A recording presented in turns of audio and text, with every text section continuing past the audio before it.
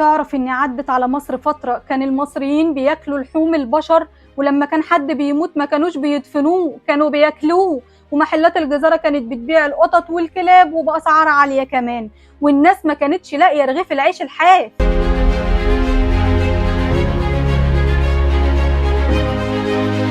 كل الأحداث اللي هتسمعها دلوقتي حصلت فعلا، الشدة العظمى أو الشدة المستنصرية بعد موت الخليفة الفاطمي الظاهر لإعزاز دين الله سنة 427 هجريا. اتولى الخلافة ابنه أبو تميم معد المستنصر بالله الفاطمي. لا ثواني، ده معد في الوقت ده كان عنده 7 سنين، وفي الوقت ده كان وزير الدولة أبو القاسم الجرجرائي، والراجل ده بقى كان ممشي البلد على عجين ما يلخبطوش ومسيطر عليها. لا ده كمان كان مسيطر على البلاد اللي جنبها. ولكن بقى من الحظ الاسود ان الراجل ده مات سنة 436 هجريا والخليفة عنده 17 سنة. ولكن بقى ام الخليفة اللي كان اسمها رزق قامت بالواجب وزيادة وخربت البلد، وكانت بتغير الوزراء كل يوم تقريبا. ومش بس كده، دي جابت جيش مخصوص يحميها هي وابنها غير جيش البلد، وبعتت جابت 30,000 جندي من السودان. يخرب بيتك، هي اساسا كانت جارية وخلفت من السلطان ابنها معددة. والمهم بقى ان الجيش كان متقسم سودانيين واتراك ومغاربة،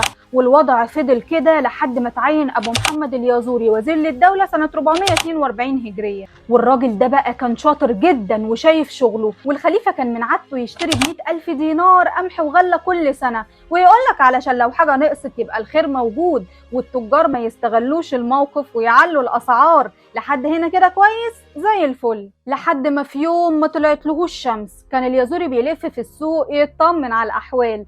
رجع طيران على الخليفة وهو فرحان وقال له الحق، الخبازين بقوا بيبيعوا ال10 رطل عيش بدرهم، انت بقى ما تشتريش القمح اللي بنشتريه كل سنة ده، ولا هي يعني تكاليف على الفاضي. ومن يوميها خزائن الدولة ما فيهاش قمح.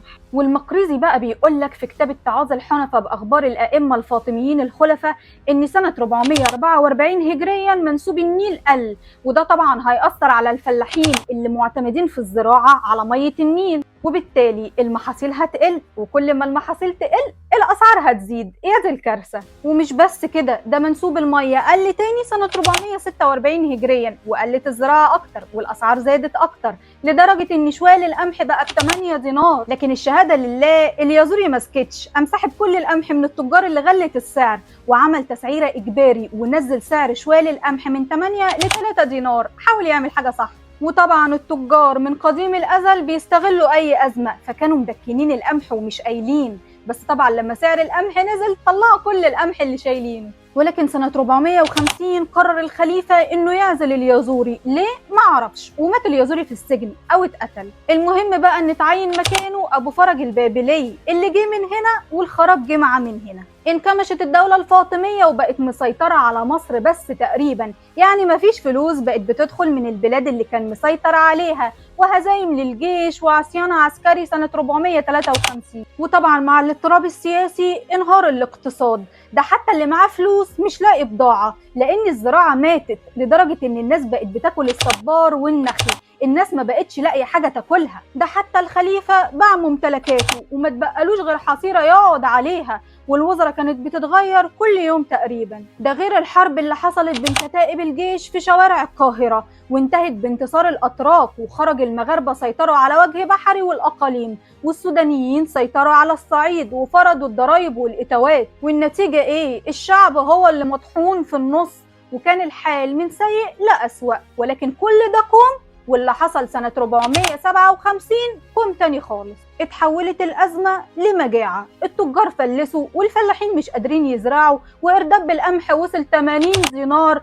الناس بقت بتسرق الرخام من المقابر، وبقوا بيبيعوا بيوتهم عشان مش لاقيين ياكلوا. المشكلة ان مفيش أكل أصلا، يعني الأزمة ما بقتش غلو أسعار بس، لأن حتى اللي معاهم فلوس مش لاقيين ياكلوا، لدرجة ان كان في ست كبيرة كان معاها عقد ب1000 دينار ومش لاقية تاكل، وبالعافية قدرت تبيع العقد وتجيب شوال دقيق. لكن الناس هجموا عليها وخدوا منها الشوال، وما تبقالهاش غير حبة دقيق في ايديها. خبزتهم قرصة وراحت عند قصر الخليفة تولول وتصوت، وتقول ادعوا للخليفة اللي بحسن تدبيره القرصة دي وقفت عليا ب1000 دينار. وسنة 462 كانت الكارثة، خلاص مفيش قمح نهائي، والناس بدأت تاكل القطط والكلاب، ده حتى محلات الجزارة بقت بتبيع القطط والكلاب وبأسعار عالية كمان. دول عملوا خطاطيف عشان يصطادوا بيها حيوانات وهم قاعدين في بيوتهم، يعني الواحد يكون قاعد في بلكونة بيتهم ينزل الخطاف ياخد قطة ولا كلب يدخل يسلقه وياكله وهو ضميره مرتاح.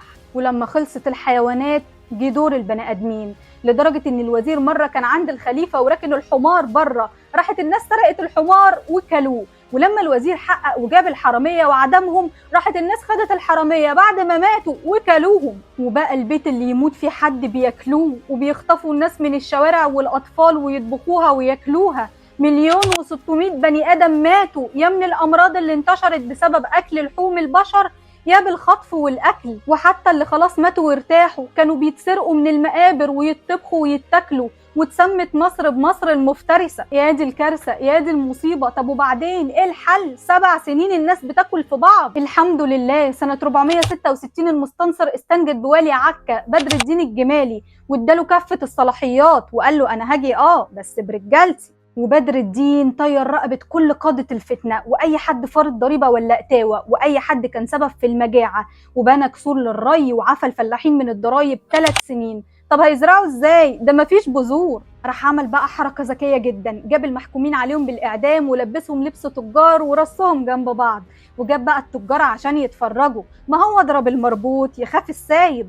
وجه بقى عند أول واحد من المحكومين عليهم بالإعدام وقال ده خزن البضاعة وقت الأزمة، طيروا راسه، وده غلى الأسعار اقطعوا راسه، وده احتكر البضاعة اقطعوا راسه. ولما خلص عليهم كانوا التجار بيطلبوا الرحمة، فقال لهم طلعوا بقى كل اللي انتوا شايلينه، وفعلا طلعوا الآلاف من إردبات القمح. ايه يا ولاد اللذينة، يعني الناس بتاكل في بعض وانتوا مخزنين القمح؟ والحمد لله وزع البذور على الفلاحين ورجعت الزراعة تاني والتجارة رجعت تاني والأسعار نزلت، وسنة 470 انتهت الشدة المستنصرية. ما تنسوش بقى تشتركوا في قناتي على اليوتيوب وتفعلوا الجرس وتعملوا لايك وشير عشان يوصل لكم كل جديد، وتتابعوني على الفيسبوك والتيك توك والانستجرام. هسيب لكم كل روابط الحسابات في صندوق الوصف.